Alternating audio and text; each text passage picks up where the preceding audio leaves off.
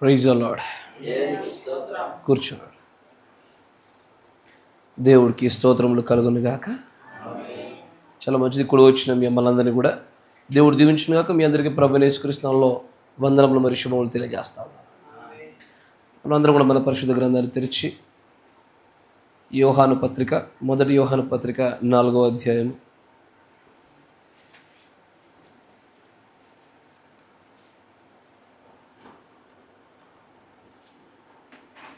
మొదటి యోహాను పత్రిక 4వ అధ్యాయం మొదటి వచనం నుంచి గమనించినట్లయితే, ప్రియులారా, అనేకులైన అబద్ధ ప్రవక్త లోకంలోనికి బయలువెళ్ళి ఉన్నారు గనుక ప్రతి ఆత్మను నమ్మక, ఆయా ఆత్మలు దేవుని సంబంధమైనవో కావో పరీక్షించుడి.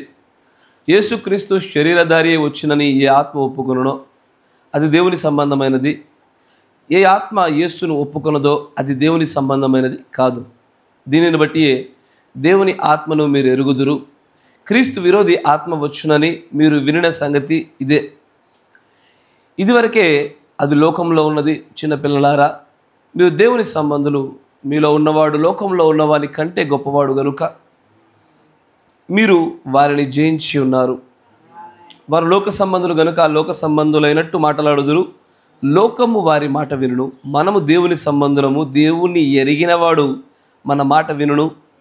దేవుని సంబంధి కానివాడు మన మాట వినడు. ఇందువలన మనము సత్యస్వరూపమైన ఆత్మయేదో భ్రమపరచు ఆత్మయేదో తెలుసుకొనుచున్నాము. దేవుడికి స్తోత్రములు కలుగునుగాక. మీరున్న చోట తలడొచ్చండి, ప్రార్థన చేసుకుందాం.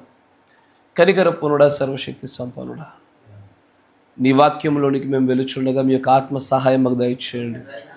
బోధింపదగిన ఆత్మను, గ్రహింపు శక్తిని ఈ స్థలంలో మీరు కుమ్మరింపమని ప్రార్థిస్తూ ఉన్నాను.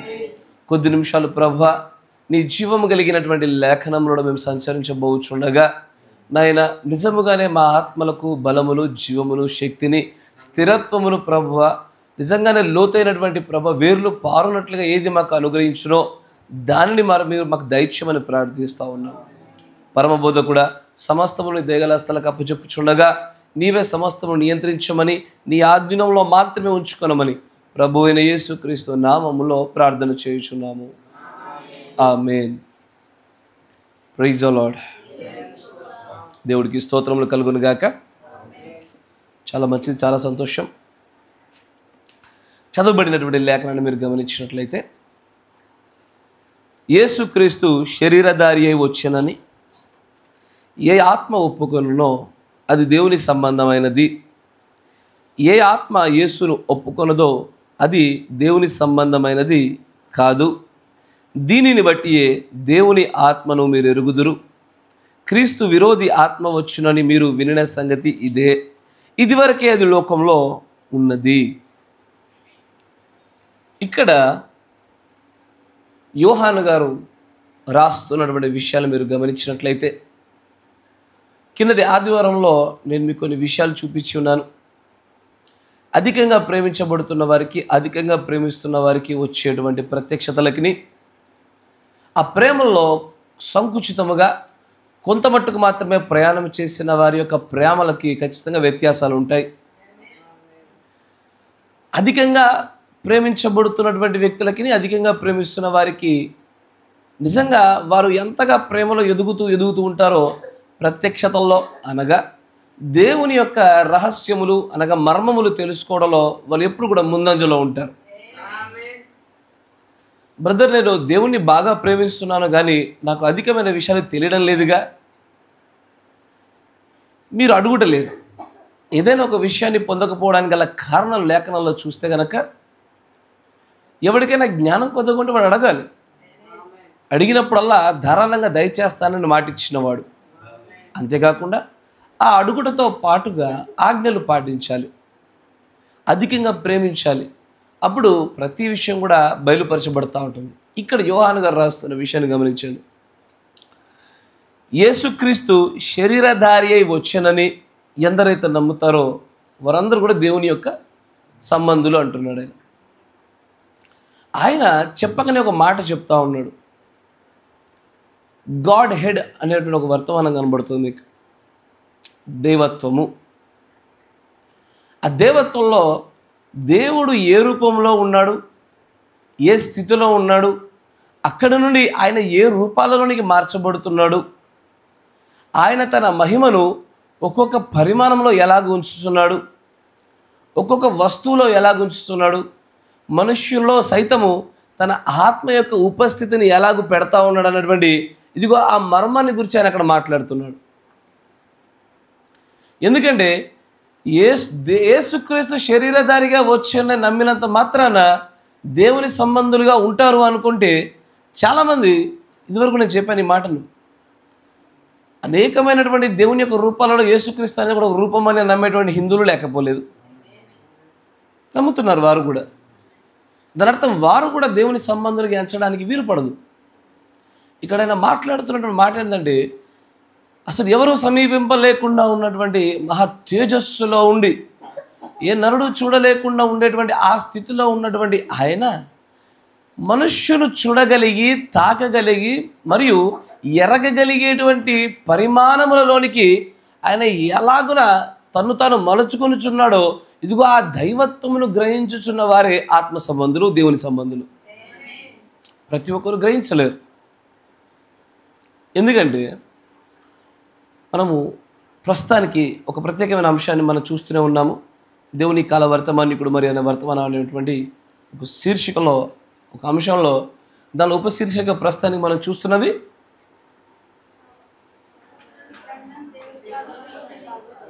ప్రవక్త బ్రహ్నం గారు దేవుడు కాదు, క్రీస్తు కాదు అనే అంశాన్ని మనం గమనిస్తున్నాం. దానిలో మీరు చూస్తున్నట్లయితే మనుషుడు ఎల్లప్పుడూ కూడా పొరపాటు చేస్తూ ఉన్నాడు. ఎక్కడ అంటే ఆ దైవత్వమును గురించి అవగాహన లేకపోవడం వలన. దేవుడు తన మహిమను సృష్టిలో ఉంచాడు, పశుపక్షాదుల్లో ఉంచాడు, చెట్లలో, కొండల్లో, కోరల్లో అన్నిట్లో ఉంచాడు. చివరకు మనుషుల్లో కూడా తన యొక్క మహిమను దాచి ఉంచాడు. అందుకే బైబిల్లో అంటది, మహిమ వేరు, నక్షత్రాల మహిమ వేరు, సూర్యుడి మహిమ వేరు, చంద్రుడి మహిమ వేరు. చివరకు మాంసములలో కూడా వాటి విధానాలు వేరు, పక్షి మాంసం వేరు, జంతు మాంసం వేరు అంటూ బైబిల్ ప్రస్తావించిన విషయం మనకు తెలుసు. వాటిని దేవుడు నిర్మించిన విధానం వేరు, వాటిలో దేవుడు ఉంచినటువంటి మహిమ వేరు. కానీ ప్రజలు ఆ మహిమనిచ్చిన వాణిని గురించి పట్టుకోవడం మానేసి కనబడుచున్న మహిమకే దైవత్వాన్ని ఆపాదిస్తున్నారు. ఆ మహిమ దేనిలో పెట్టబడుతున్నదో ఆ మహిమను చూడగానే దానినే దైవం అని ఎంచడం మొదలుపెట్టాడు. కానీ ఆ మహిమకు గల కారణమైనటువంటి ఆ ఆది సంభూతుని పట్టుకోవడంలో విఫలుడవుతున్నారు. ఎల్లవేళలా ఇదే జరుగుతూ వస్తుంది. ఇక్కడ బ్రహ్నం గారిని దేవుడు చేయడానికి కూడా అనేకమైన కారణాలు చూస్తూ వచ్చాం. మనం చూసిన కారణాలలో మొట్టమొదటి కారణము, సోదరు బ్రహ్నం గారిని క్రీస్తు అనడానికి, దేవుడు అనడానికి గల కారణాలు ఏంటి? ఆయనని అదే ఎందుకు నమ్ముతున్నా, కారణాలు ఏంటి అంటున్నా నేను. ఈ గడియ వర్తమానికుడే యేసుక్రీస్తు అని చెప్పుట వలన ఆయనని మొట్టమొదటిగా క్రీస్తు అని కొంతమంది పొరపాటు పడుతున్నారు. ఆ తర్వాత ఆయన అగ్నిస్తంభము, మేఘస్తంభము, ఆయన బాల్యదశ నుంచి మరణం వరకు, చివరికి ఆయన సమాధి పైన కూడా కొన్ని ఫోటోలలో అలాగ కనబడటం వలన ఆయనని క్రీస్తు అని, దేవుడని కొంతమంది నమ్మడానికి అది ఆస్కారంగా వాళ్ళకి కనబడింది. అది పొరపాటే. మూడవది, నా తర్వాత ఒక గొప్పవాడు రాబోతున్నాడు, the great one is yet to come అని, నా తర్వాత రాబోచున్నవాని అనేటువంటి కొన్ని పదాలు ఆయన సంబోధించడం వలన కూడా అనేకులు పొరబడి ఆయననే ఏమన్నారు, క్రీస్తుగా ఎంచి ఆయన తర్వాత మరొక ప్రవక్త రాబోతున్నాడనే మాటల్ని తప్పుగా వక్రీకరించారు. ఆ తదుపరి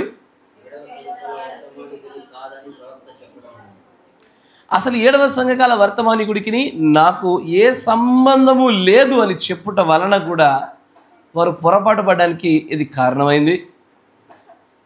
తర్వాత ఎగ్జాక్ట్లీ ఆయన కలిగిన ఒక దర్శనంలో ఆయన సూర్యుడిలో నిలబడి బోధిస్తున్నట్లుగా ఆ బోధించుటటువంటి ఆ దర్శనాన్ని ప్రజలు తప్పుగా తీసుకొని, సూర్యుడు అంటే దేవుడు, దేవునిలో నిలబడి ఎవరు మాట్లాడగలుగుతారు? సూర్యునిలో ఏ మానవుడే నిలబడగలుగుతాడా అంటూ, అయితే ఆయన దేవుడైతేనే తప్ప మరి అలాగూ చేయలేడనేటువంటి మరొక వక్రీకరమైనటువంటి ఆ యొక్క అర్థాన్ని పట్టుకొని వచ్చి ఆయనను క్రీస్తుగా చేశారు. ఆ తర్వాత అంతే చెప్పామా? అక్కడితో ఆగిపోసామా? మరొక కారణాన్ని గమనిస్తాం. మరికొన్ని విషయాలు మనం ముందుకు పరిశీలిస్తూ ముందుకెళ్ళే ప్రయత్నం చేద్దాం. చూడండి, 65-1031M.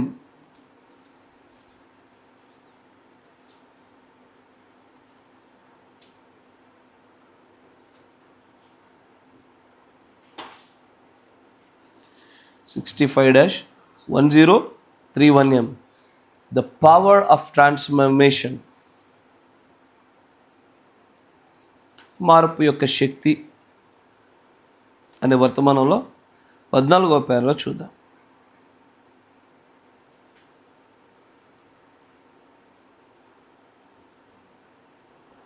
చాలా జాగ్రత్తగా గమనించండి.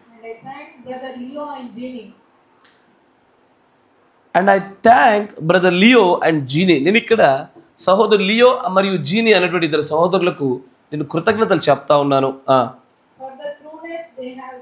వారు కలిగి ఉన్నటువంటి యథార్థతను బట్టి నేను వారిని కలిసినప్పుడు దేవుడు ఏదైతే వారికి ఒక దర్శనాన్ని ఇచ్చాడో ఆ దర్శనమును బట్టి, వారు కలిగి ఉన్నటువంటి యథార్థతను బట్టి నేను వారికి కృతజ్ఞులై ఉన్నాను. థ్యాంక్స్ చెప్తా ఉన్నాను. అసలు ఇలాంటి అనుమానమే లేదు. ఆయన అనేక మార్లు చెప్పి ఉన్నాడు. ఇది చాలా విచిత్రమైనది,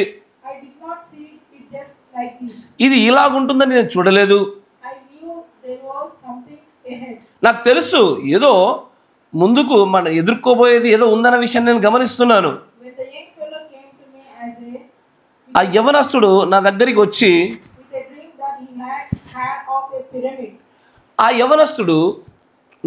వచ్చి, ఒక పిరమిడ్ను కూర్చున్నటువంటి ఒక కళను పట్టుకొని నా దగ్గరకు వచ్చాడు. ఆ పిరమిడ్ పైన నిలబడినట్లుగా, ఆ పిరమిడ్ పైన నేను నిలబడ్డాను. ఆ యవనస్తుడు ఆ కళలో ఆ పిరమిడ్ని నెమ్మదిగా ఎక్కుతూ ఎక్కడైతే నేను నిలబడినానో అదిగో ఆ స్థలంలోనికి ఆ యవనస్తుడు వచ్చాడు.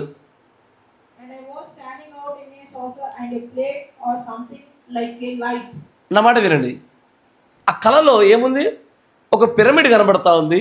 ఆ పిరమిడ్ పై భాగంలో బ్రహ్నం సహోదరుడు ఉన్నారు.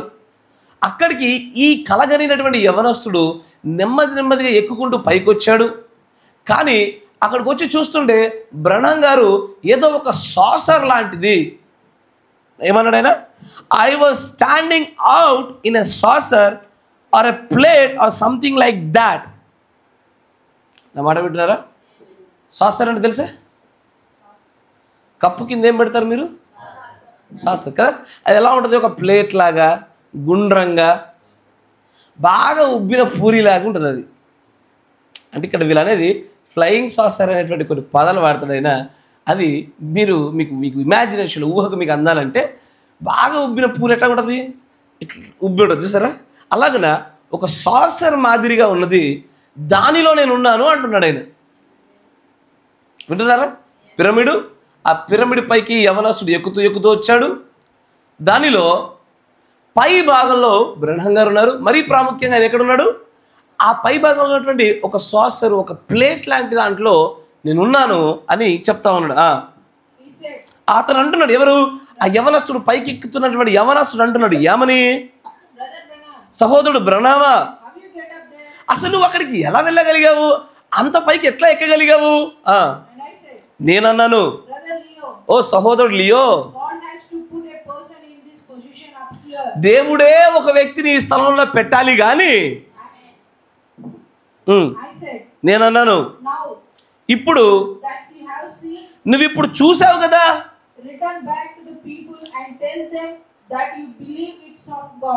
ఇప్పుడు నువ్వు చూసావు కాబట్టి ఇదిగో ఈ పిరమిడ్ పైన ఉన్నటువంటి ప్రాంతంలో నేను ఉన్నట్టుగా నువ్వు నన్ను చూసావు కదా, ఇప్పుడు నువ్వు వెనక్కి తిరిగి వెళ్ళి ఇదిగో ఇది దేవుడి వలన నాకు ఈ యొక్క దర్శనము కల వచ్చిందనే విషయాన్ని ప్రజలకు చెప్పు అని పంపించినట్టుగా ఆయనకు వచ్చినటువంటి ఆ కళలో మొత్తం అంతా సమాచారం ఇది. మాట వింటున్నారా? ఇప్పుడు కళ స్పష్టమై ఉన్నది. ఆ కళలో పైన ఉన్నటువంటి స్థానంలో బ్రహ్మం గారు కనబడుతున్నారు. ఎస్ఆర్నో? ఏదైనా గమనించండి, చచ్చవకమైనటువంటి నిర్మాణము అనగా ఒక పిరమిడ్ లాంటి నిర్మాణంలో ఎల్లవేళలా పైన పెట్టే రాయి తలరాయే. కరెక్టేనా? అంటే ఆయన తలరాయి స్థానంలో ఉన్నట్టుగా ఈ సహోదరుడు లియో చూసిన కళ. ఇప్పుడు చూడండి, ఇది ఒక పిరమిడ్ కనబడుతుందిగా. ఈ పిరమిడ్లో పైన ఉన్న రాయి ఏంటి? తలరాయి. ఈ తలరాయి స్థానంలో ఎవరు ఉండాలా? మరి బ్రహ్మం గారు కనబడ్డారుగా. కాబట్టి బ్రహ్మం ఈజ్ ఈక్వల్ అంతే. అది వాళ్ళ నమ్మడానికి సరిగ్గా ఆధారాలు కనబడుతున్నాయి లేదా? పిరమిడ్ కనబడింది. పిరమిడ్లో పై స్థానంలో తలరాయి ఉండాలి. తలరాయి ఎవరో కాదు, మూలరాయి ఎవరో కాదు, అంతా క్రీస్తే. కానీ అయ్యా వాళ్ళ యొక్క ఆలోచన విధానాలు చూడండి. పిరమిడ్లో పునాది రాయి మూలరాయిగా ఆయన తన మొదటి రాకడలో వచ్చాడు. తలరాయిగా బ్రహ్మంలో తను బ్రహ్మమే క్రీస్తుగా రెండో రాకడలో వచ్చి తలరాయి కనబడ్డాడు. అదే బ్రదర్ లియో యొక్క కళ. అంటే ఇప్పుడు క్రీస్తు ఎవరు? బ్రహ్మం అని వాళ్ళ యొక్క ప్రత్యక్షత నమ్మకాలు. అంతేనా? ఇప్పుడు ఆ కళలో ఏమో చెప్పండి, దాని యొక్క పై భాగంలో ఎవరున్నారు? అంతేనా కదా? పోనీ ఆ లియో అడిగాడు, సహోదరుడు బ్రహ్మమా ఇక్కడికి ఎట్లా ఎక్కగలిగావు నువ్వు? అయ్యో లియో, ఇక్కడ దేవుడే నిలబెట్టాలి కానీ ఏ మనుషుడు తనంతట తాను ఇక్కడ రాలేడు. ఎస్ఆర్నో? అంతేనా? అంటే మనిషి తనంతట తాను అక్కడికి వెళ్దామంటే వెళ్ళలేడు. అంటే ఆ దేవుడే, ఆ తండ్రే పెట్టాలి. ఇక్కడ తండ్రి పెట్టాలంటే కుమారుడై ఉండాలా? అయ్యా ఏమై ఉండాలా? కుమారుడై ఉండాలా? ఈ యొక్క కళను కూడా అనేకులు తప్పుగా అర్థం చేసుకొని ప్రవక్తగా ఎంచవలసినటువంటి బ్రహ్మం గారిని దేవుణ్ణి చేసేసారు, క్రీస్తుని చేసేసారు. ఆయనే ఇప్పుడు రెండవ రాకడలో వచ్చినటువంటి క్రీస్తుగా తప్పుడు ఆలోచనలో పడ్డానికి అది కారణమైంది. కానీ ఇక్కడ ఉన్నటువంటి ఆ కళను ప్రాపర్గా సరిగ్గా మనం గమనించగలిగితే, అయ్యా ఆ కళను మనం సరిగ్గా గమనించగలిగితే కొన్ని విషయాలు బయటపడతా ఉంటాయి. ఈ వర్తమానం ఎప్పుడు చెప్పాడు ఆయన? 65 చివరి కదా, సెకండ్ క్లైమాక్స్ కూడా అయిపోయింది. లాస్ట్లో ఇక తెర మీద పేర్లు పడుతున్న సమయం అది. అంతేనా అయ్యా? 65 10వ నెల అంటే ఇంకొక 2 నెలలు ఆయన జీవించింది దాదాపుగా. అంటే అంత అయిపోయింది. ఫస్ట్ క్లైమాక్స్ అయిపోయింది, సెకండ్ క్లైమాక్స్ అయిపోయింది. ఇక చివరిగా కథ సుఖాంతం అనబడే స్టోరీ దగ్గర చెప్తున్నాడు ఈ మాట. అవునా? దీన్ని మరొక విషయం కూడా మనం దాన్ని చూసే ప్రయత్నం చేద్దాం. ఇక్కడ చూడండి, 53-1122.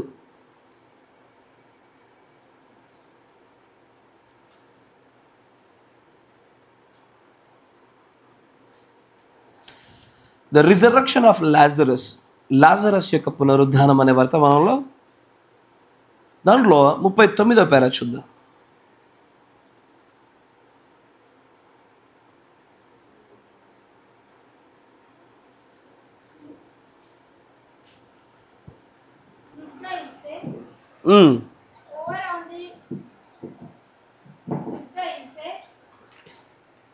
ఐసిల్ ద్వీపము అంటే పద్మాస్ అనేటువంటి ఒక ద్వీపం ఉంది కదా, అక్కడికే కదా పంపించబడింది యోహాను గారు. ఎస్ఆర్నో? ఆ పద్మాస్ అనేటువంటి ద్వీపం దగ్గర మీరు చూస్తున్నట్లయితే the whole book of Revelations was revealed by an angel. ఈ పుస్తకంలో, ఈ గ్రంథంలో ఉన్నటువంటి ప్రత్యక్షతలన్నీ కూడా ఒక దూత ద్వారా బయలుపరచబడ్డాయి. నేను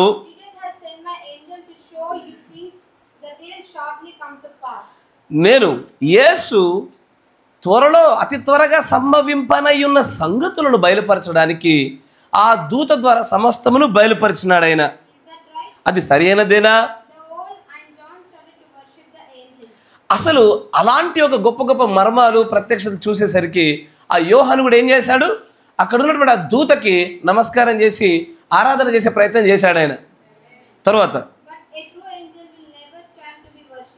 ఒక నిజమైనటువంటి దూత ఎన్నటికీ కూడా నిలబడి ఆరాధనలు పొందడానికి ఎప్పుడు కూడా ఒప్పుకోడు ఆయన.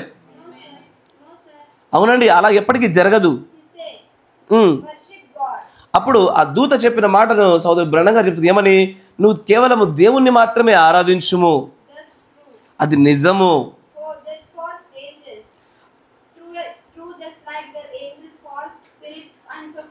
అక్కడ అబద్ధపు దూతలు కూడా ఉన్నారు. వారు ఏం చేస్తారు, అబద్ధపు ఆత్మలను పట్టుకుని ముందుకు వచ్చేటువంటి వారు.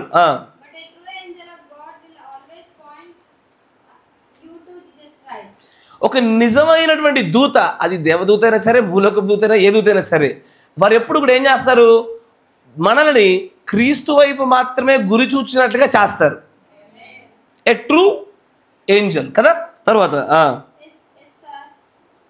అవునండి, పౌలు అన్నాడు ఏమని,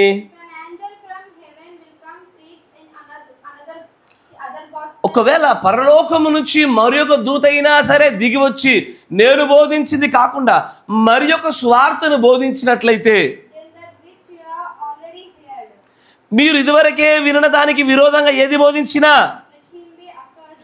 వాడు శాపగ్రస్తుడవును గాక. అది సరైనదేనా?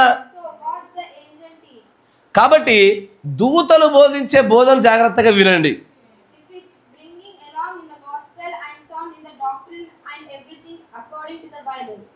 అది ఆ దూత తీసుకొచ్చే బోధ సరిగ్గా బైబిల్లో ఉన్నటువంటి ఆ సువార్తకి, ఆ డాక్ట్రిన్ సిద్ధాంతాలకి, ఆ ఉపదేశాలకు సరిగ్గా తగినటువంటిది అయి ఉండాల.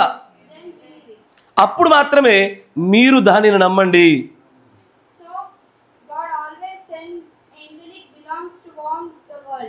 దేవుడు ఎల్లవేళలా ఏం చేస్తూ ఉంటున్నాడ,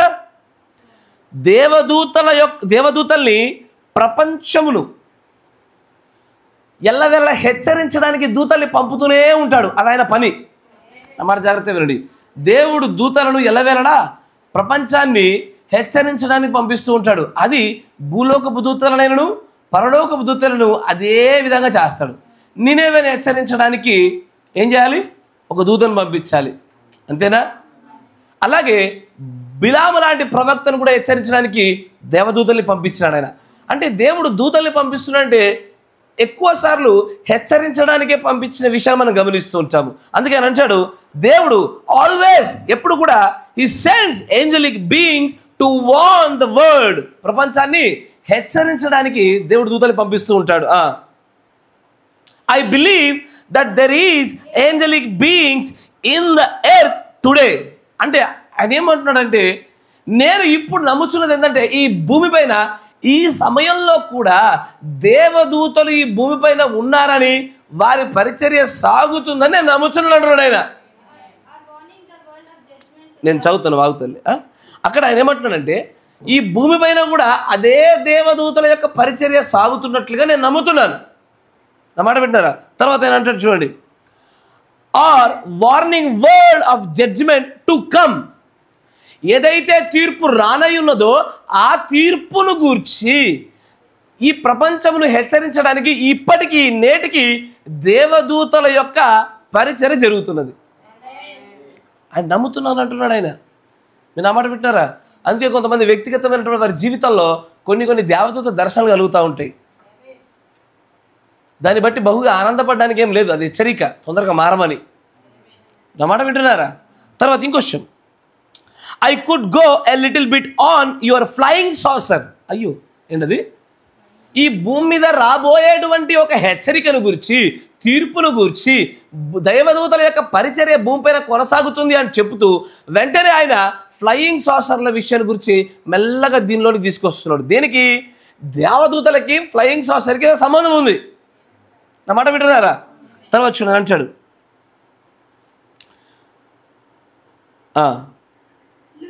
here just for a few minutes but I won't take that much time. ఎక్కువ సమయం తీసుకోను, కానీ ఇప్పుడు మీరు చూస్తే ఒక విషయాన్ని మీకు వివరించడానికి ప్రయత్నం చేస్తాను అంటాడు చూడండి. బట్ ఎనీ హౌ, ఏదైనప్పటికీ డిడ్ యూ నోటీస్, మీరు గమనించారా, before the destruction of Sodom and Gomorrah, Sodom గొమొరాని దేవుడు నాశనము చేయడానికి ముందు జరిగిన విషయాలు మీరు గమనించినట్లయితే, which is a perfect thing for today. ఎందుకంటే సొదొమ గొమొరాని ఏ విధంగా మనం చూసామో అదే రకమైన దినాలు మనం చూస్తున్నాము. సొదొమ గొమొరా ఎలాగుందో ఇప్పుడున్న ప్రపంచం ఏమాత్రం తీసిపోలే. అప్పుడు కూడా దేవుణ్ణి ఎరగని వారు, దేవుణ్ణి తృణీకరించిన వారు ఇప్పుడు ఉన్నారు. అప్పుడు కూడా పురుష సంయోగకులు ఎలా పడితే అలా ఏది పడితే చేసేటువంటి వాళ్ళు ఇప్పుడు ఉన్నారు. అప్పటికి ఇప్పటికి ఏ వ్యత్యాసం లేకుండా సొదొమ గొమొరా కన్నా ఘోరమైన పరిస్థితులకి ఇప్పుడు ప్రపంచం వచ్చింది. కాబట్టి అది సరిగ్గా దానితో పాటు సరిగ్గా సరిపోయే రీతిగా ఉన్నది. God sent angel down there to call Lot out. Is that true? ఆ సమయంలో సొదొమ గొమొరాలో ఉన్నటువంటి లోతును బయటకు పిలవడానికి, హెచ్చరించడానికి ఆ దినాల్లో దేవుడు తన దేవదూతల్ని వాడుకున్నాడా? అది సరి అయిందేనా? అవును, అది సరి అయిందే. Look, just before coming of the righteous one, నీతిమంతుడు రావడానికంటే మునుపు the great son of God, God sent an angel down. తర్వాత మీరు ఇంకొంచెం ముందుకు పోతా ఉంటే జకరియా యొక్క కుటుంబంలో ఎక్కడెక్కడ దేవదూతలు పంపబడ్డారో వాటన్నిటిని ఉదాహరణగా చూపిస్తూ ఆయన అంటాడు ఏమని, అప్పుడప్పుడు మీరు న్యూస్లో చూస్తుంటే ఏ ఫ్లయింగ్ సాసర్ అపియర్డ్, ఏదో ఒక అంతరిక్షము నౌక లాంటిది ఏదో కనబడినట్లుగా ఆకాశంలో ఏదో యుఎఫ్ఓ అంటారు ఇప్పుడు దాన్ని, నా మాట వింటున్నారా? అన్ఐడెంటిఫైడ్ ఫ్లయింగ్ ఆబ్జెక్ట్ అంటే గుర్తుపట్టలేనటువంటి ఒక వస్తువు ఆకాశంలో ఎగరడాన్ని గూర్చి న్యూస్ పేపర్లు రాస్తూ ఉన్నాయి. నా మాట వింటున్నారా అయ్యా? మీరు గమనిస్తున్నారా? ఆ బ్రదర్ లియో కళ వైపు అడుగు పెడదాం. ఆకాశంలో ఏదో అండి ఒక గుండ్రంగా ఉంది, చాలా వేగవంతంగా కదులుతుంది. అది కెమెరాలకు చిక్కడం చాలా కష్టంగా ఉంది. అయినా సరే అది కొన్ని ప్రాంతాల్లో కనబడినట్టుగా కొన్ని న్యూస్లు కనబడతా ఉంటాయి, న్యూస్లు వినబడతా ఉంటాయి. కానీ అదేందో ఇంతవరకు ఎవరు కనిపెట్టలేపారు. అందుకే దాన్ని యుఎఫ్ఓ అంటారు. యుఎఫ్ఓ అంటేనే అన్ఐడెంటిఫైడ్ ఫ్లయింగ్ ఆబ్జెక్ట్, అంటే గుర్తుపట్టలేనటువంటి, అది ఏంటో ధృవీకరించలేనటువంటి ఎగురుతున్న ఒక వస్తువు. దాన్నే ఈ కాల ప్రవక్త అన్నాడు, అవేవో కావయ్యా, దేవుడు తన దేవదూతల్ని పంపిస్తున్నాడు అన్నాడు ఆయన. దేవదూతలు ఈ సమయంలో రావడానికి రెండు కారణాలు అయ్యా. యుఎఫ్ఓల గుండా, గుర్తుపట్టలేనటువంటి ఎగురుతున్నటువంటి వస్తువుల గుండా దేవుడు తన దేవదూతల్ని పంపించడానికి రెండు కారణాలు. ఒకటి వధువుని ముద్రించడానికి, రెండు లోకానికి హెచ్చరిక చేయడానికి. నా మాట వింటున్నారా? ఎందుకంటే బ్రహ్నం గారి గుండా దేవుడు మాట్లాడింపజేసిన యుఎఫ్ఓల యొక్క సమాచారం అంతా దగ్గర తీసుకొచ్చి పెడితే ఇవి రెండే కనబడతాయి. ఒకటి to see the bride and the other thing is to warn the world. ఒకటి ప్రపంచాన్ని హెచ్చరించడానికి, రెండు అయ్యా వధువుని ముద్రించడానికి. మరి ఇప్పుడు పిరమిడ్ పైన ఉన్నాడు ఆయన. ఆ బ్రదర్ లియో యొక్క కళలో పిరమిడ్ పై భాగంలో సహోదరుడు బ్రహ్నం గారు ఉన్నారు. కానీ ఆయన పైన తలరాయి భాగంలో లేడు. ఆయన ఆ స్థానంలో అక్కడ ఒక ఫ్లయింగ్ సాసర్లో ఉన్నాడంటున్నాడు ఆయన. ఏంటది? కరెక్టేనా? ఫ్లయింగ్ సాసర్లో వచ్చి దేని కొరకు? రెండు కారణాలు అయి ఉండాలి. ఒకటి వధువును ముద్రించడానికి, రెండవది హెచ్చరించడానికి, శిక్షించడానికి. దూతలు వచ్చే దానికే. ఇస్తారనో? హెచ్చరించడానికి, శిక్షించడానికి, దానికోసం మాత్రమే వస్తారు. మరొక కొటేషన్ చూపించి నేను ఈ కళ యొక్క భావాన్ని చెప్తాను. 56-1125E 56-1125E ఎర్రబారుచున్న ప్రవక్త అనే వర్తమానంలో 68వ పేరాలో చూద్దాం.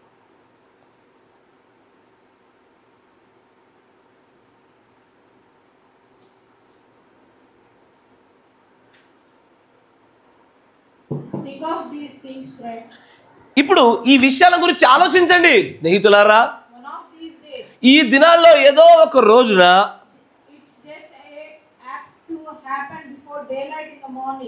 అసలు ఉదయకాల వెలుగు రావడానికంటే మునిపే ఇది జరగవలసినదై ఉన్నది. అయ్యా తెలుగులో ఉన్నట్టుంది, చదవండి. ఆ మైక్ వస్తుందా? రాబో ఒకానొక దినములందు ఉదయకాలము తెల్లవారుటకు ముందు తగిన సమయం నందు సంభవించకూడదనేది సంభవింపవచ్చునను, లేదా నేటి నుండి ఇంకొక 70 సంవత్సరముల తర్వాత అయినా అది సంభవించవచ్చును. ఇది ఆయన ఉన్నటువంటి కాలం. అయ్యా ఇది ఎప్పుడు చెప్తుంది? ఇది 56 అంటే జస్ట్ ఆయన ఎగ్జామిన్ అంటే ఊరికి అట్లా అందాదా దాదాపుగా బహుశా చెప్పాడు. అంటే రాబోయే 50 సంవత్సరాల్లో కూడా ఎప్పుడైనా జరగవచ్చు, అంతేనా? అంటే ఆ మాట పలికి 50 ఏళ్ళు అయిపోయింది, కరెక్టేనా కదా?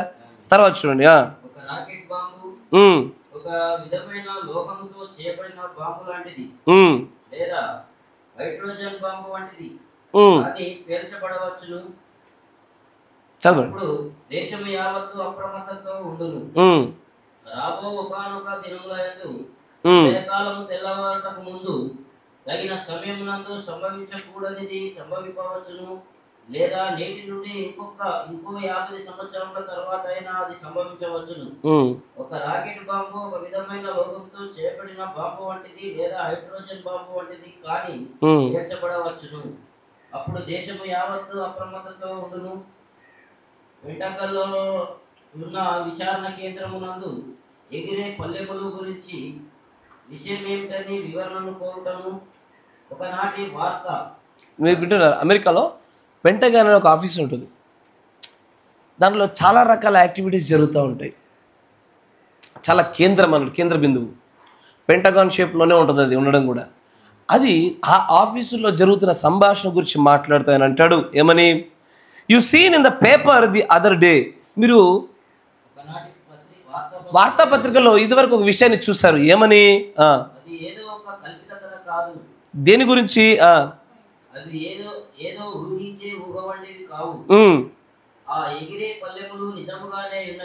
ఆ ఫ్లయింగ్ సాసర్స్, ఎగిరే పల్లెలు. ఇంతకుముందు బ్రదర్ లియో లాంటి చూసారా అట్లాంటిది. అంటే ఏదో ఒక ఎగురుతున్న దాని గురించి అమెరికా యొక్క పెంటగాన్ అనేటువంటి ఆ సంస్థ అంతా కూడా దాని గురించి చాలా, అంటే రక్షణ వ్యవస్థ అన్నది పూర్తిగా దాని గురించి వెతుకుతూనే ఉంది, లోతుల్లో వెతుకుతూనే ఉంది, చూస్తూనే ఉంది, చాలా సంవత్సరాల నుంచి పరిశీలన చేస్తూనే ఉంది. బ్రహ్నం గారు 56 సంవత్సరాల కంటే ముందు నుంచే ఇది న్యూస్లో అక్కడక్కడ ఈ వార్తలు పడుతూనే ఉన్నాయి. ఏమని? ఏదో కనబడుతుంది, ఏదో వస్తుంది, అది చాలా వేగవంతంగా వెళ్ళిపోతుంది, అంత వేగవంతంగా మనం కూడా ప్రయాణం చేయలేము, అది ఏదో ఒక పల్లెల్లా కనబడుతుంది, గాలిలో దానికి రెక్కలేం కనబడతలేవు కానీ అట్లా ఎగురుతున్నట్టుగా వేగవంతంగా కదులుతున్నట్టుగా అనేటువంటి వార్తలు న్యూస్ పేపర్స్లో చాలా వచ్చాయి అప్పటికే. దాని గురించి అమెరికా యొక్క సంస్థల్లో ఆ యొక్క పెంటగాన్లో ఉండేటువంటి ఆ విభాగాలన్నీ కూడా దాని గురించి వెతుకుతూనే ఉన్నాయి అంటున్నాడు ఆయన. ఆ తర్వాత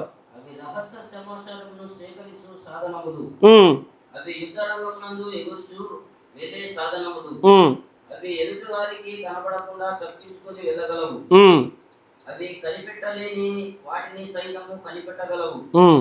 అవి ఒక చోట ఆగగలవు, సేకరించిన సమాచారము గురించి చెప్పగలవు. అవి రహస్యమైన సమాచారమును బహు తెలివిగా సేకరించగలవు. వాటిని ఏ విధముగా సేకరించగలనో వాటికి తెలుసు. కానీ జనులు వాటి గురించి చెప్పినప్పుడు నవ్వుచు ఎగిరే పల్లెములా అంటూ హేళన చేస్తూ పరిహారం చేసేదారు. నా మాట వింటున్నారా? ఇప్పుడు సొదొమ గొమొరాలో దేవుడు అబ్రహాంతో మాట్లాడుతున్న మాట మీరు విన్నారా? నేను సొదొమ గొమొరాను గురించి మొర నా దగ్గరికి వినబడింది, అది అలాగూ ఉన్నదో లేదో కనుగొనుటకే నేను వచ్చాను అంటాడు ఫస్ట్. ఆయన జ్ఞాపకం ఉన్నదా? అంటే దేవుడు ఏ మాట అయినా సరే, ఏ విషయమైనా సరే ఆయన దగ్గరకు వచ్చినప్పుడు దాన్ని పరిశీలనలో అది అలాగూ ఉన్నదో లేదో తెలుసుకోవడానికి ఖచ్చితంగా ఆయన దూతలు పంపిస్తాడు. ఆ దూతలు వచ్చినప్పుడల్లా ఖచ్చితంగా ఈ ఫ్లయింగ్ సాసర్స్ అనే విషయాన్ని ప్రవక్త చెప్తూ వారు వచ్చి సమాచారాన్ని సేకరించేవారు. They gather the information, they are the intelligent creatures అంటాడు ఆయన. కానీ ప్రజలు ఈ మాట చెప్పగానే అలాంటివి ఉంటాయండి అని వాళ్ళు నవ్వుతాలు చేస్తూ ఉన్నారంట, హేళన చేస్తున్నారు. They are making fun out of it. దాన్ని ఏదో జోక్గా తీసుకునే ప్రయత్నం చేస్తారంట. దాని వెంటనే అప్పుడు ఆయన అంటాడు ప్రవక్త, బట్ కానీ నేనేమనుకుంటున్నాడో తెలుసా? ఎందుకంటే చాలా మంది నమ్మట్లేదు. ఆ ఫ్లయింగ్ సాసర్స్ నమ్మడం లేదు. బట్ నేనేం ఆలోచిస్తున్నానో చూడండి. ఆయన రాకడకు ముందు ఇటువంటి సూచనలు ఆకాశములో కనబడునని యేసు చెప్పెను. అంటే ఆ ఫ్లయింగ్ సాసర్స్ని కూడా ఆయన రాకడ ముందు జరిగేటువంటి కనబడేటువంటి సూచనలు ఒక భాగంగా పెట్టేశాడు ఆయన. నా మాట వింటున్నారా? ఎందుకంటే రాకడకు ముందు దేవదూతల యొక్క తీర్పును గూర్చిన హెచ్చరికలు అవ్వచ్చు, లేదా వధువును ముద్రించడం కొరకు అవ్వచ్చు, ఇవి అత్యధికంగా జరుగుతూ ఉంటాయి ఆకాశంలో. తర్వాత దాన్ని మీరు గమనించగలరా? ఆయన రాకడకు ముందు సొదొమ మరియు గొమొర్రాలోని జనులు కామముతో కామాంధులై వారి మధ్యనున్న అసహ్యమైన లైంగిక సంబంధముల నిమిత్తము ఆయన పట్టణములను నాశనము చేసెను. దానికి ముందు అచట జరుగుతున్న కార్యములను పరిశీలించుటకు ఆయన దేవదూతలను అచటకు పంపించెను. చదవండి. దేవదూతలు కొద్ది సంవత్సరములకు ముందు భూమి మీదకి దిగి వచ్చిరి. అచ్చటయున్న జనులు మధ్యనున్న కార్యములను వారు చూచిరి. నేనేమి చెప్పుచున్నానో నిజమైన రక్తముతో కడగబడిన జనులెవరో వారు దాన్ని గ్రహించెదరు. అయ్యా నా మాట వినండి.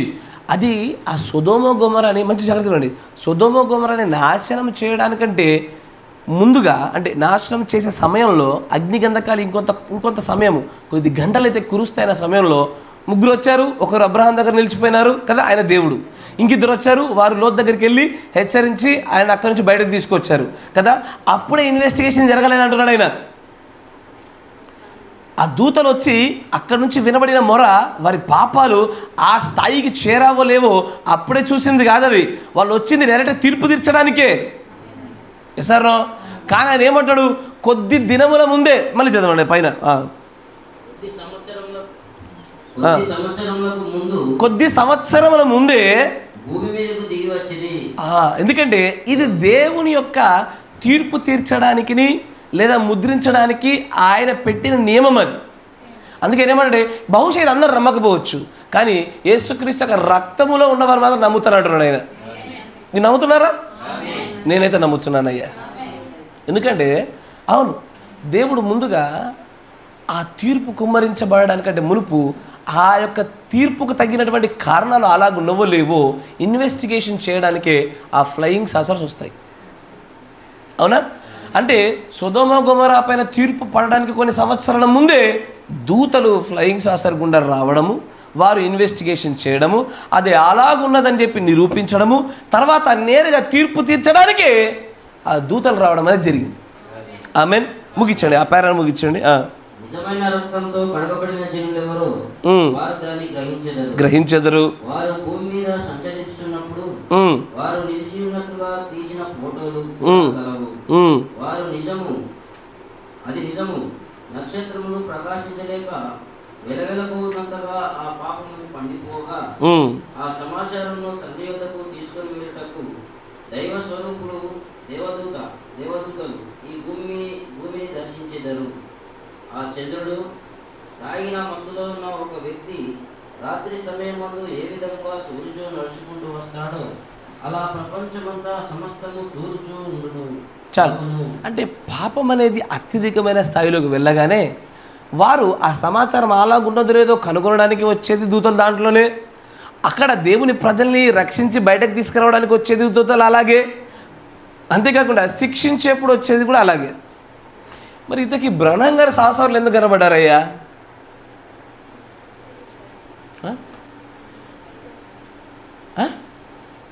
బ్రహ్నం గారి సాసర్లు ఎందుకు కనబడ్డట్టు? ఆయన ముద్రించడానికి వస్తాడా? కాదు, ముద్రించడానికి ఆయన రాడు, కానీ తీర్పు తీర్చడానికి వస్తాడు ఆయన. Yes or no? ఎందుకంటే ఆ 7 పాత్రలను కుమ్మరించేది ఆ 7 వర్తమానికులే. ఆ వర్తమానాల ద్వారా వధువును సిద్ధపరచడానికి వాళ్ళే వచ్చారు. మరలా ఆ 7 వర్తమానాలను తృణీకరించినటువంటి ప్రజలపైన మరలా 7 పాత్రలు కుమ్మరించి శిక్షించడానికి వచ్చేది ఫ్లయింగ్ సాసర్లు వాళ్ళే. అందుకే బ్రదర్ లియో చూసినటువంటి ఆ కళ పిరమిడ్ని సంపూర్ణంగా చూశాడు. ఆ పిరమిడ్ పైభాగంలో ఉన్నాడు. అక్కడ ఒక ప్లేట్ లాంటి సాసర్ లాంటి ఒక దాంట్లో ఆయన నిలబడ్డ కనబడది. ఎందుకంటే అది 65లో 10వది కదా. ఆయన అప్పటికి ఏం చెప్తున్నాడు? పిరమిడ్ నిర్మాణం సంపూర్తయింది. వ్యక్తిగతంగా మీకు కాకపోవచ్చు, సంఘంగా సంఘానికి కాకపోవచ్చు, కానీ దేవుడి యొద్ద నుంచి బయలుపరచబడినటువంటి సంపూర్ణ వాక్య ప్రత్యక్షతల విషయంలో పిరమిడ్ ఈజ్ డన్. అంతేనా? కానీ ఫ్లయింగ్ సాసర్ ఒకటి మాత్రం రాబోయేది ఉన్నది. అది ఈజ్ ఎట్ టు కమ్. అంటే ఆ దూత ద్వారా తీర్పు అనేది రాబోతున్నది. ఇది దేవుడు వలనైనది. బ్రదర్ లియో, ఇది దేవుడి నుంచి వచ్చిందన్న విషయాన్ని వీళ్ళందరికీ చెప్పు.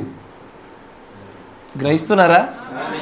ఆ కళను, ఆ దర్శనాన్ని సరిగా పట్టుకోలేక, అయ్యో తలస్థానంలో ఉన్నాడైనా తలరాయి స్థానంలో నిలబెట్టాడు, మనుషుడైతే అక్కడ నిలబెడతాడు, మనుషుడైతే దేవుడు ఎక్కడైనా ఎవరైనా నిలబెట్టారా అని సహోదరు బ్రహ్నం గారికి క్రీస్తు చేశారు. కానీ ఆ కళ యొక్క అర్థం అది కాదు. ఆ కళ యొక్క అర్థము పిరమిడ్ నిర్మాణం సంపూర్తి జరిగేను. ఇక ఏ దూతలైతే వధువుని సిద్ధపరచడానికి, ముద్రించడానికి అయితే వచ్చి ఉన్నారో వారు తీర్పు తీర్చడానికి రాబోతున్నారనడానికి సూచన. అందుకే ఆ 7 పాత్రని కుమ్మరించదగిన వారు కూడా ఈ భూలోకానికి పంపబడిన దూతలే. ఆమేన్. అంతేగాని దాన్ని పట్టుకొని ఆయనను క్రీస్తు చేయడానికి చేసిన ప్రయత్నాలన్నీ కూడా అది స్పిరిట్ ఆఫ్ ఎర్రర్లో భాగము, భ్రమపరచు ఆత్మలో భాగంగానే ఎంచబడతాయి. గ్రహించారు? అర్థమైందా మీకు కల? ఆమేన్. Praise the Lord. పిరమిడ్ యొక్క స్థానంలో ఉండేసరికి ఆయనకు దైవత్వాన్ని ఆపాదింపజేసి వారు ఏం చేశారు? మరలా ఆయన క్రీస్తుగా దేవునిగా చేసి పెట్టి కొలుస్తున్నారు నేటికి కూడా. ఇప్పటికీ కూడా ఆయనకు ఏప్రిల్ నెలలో ఆయన జన్మించినటువంటి దినాలలో ఆయనకు పుట్టినరోజు కూడా చేస్తున్నారు. ఆ రోజే క్రిస్మస్ చేస్తున్నారు వీళ్ళు. అలాంటి ప్రజలుగా మారిపోయారు. మరొక కారణాన్ని చూద్దాం. 62-120-1230E. ఇప్పుడు ఎన్నో కారణం అయిపోయిందమ్మా? ఎన్ని రీజన్స్ వచ్చాయి? 6. ఓకే. 62-1230E.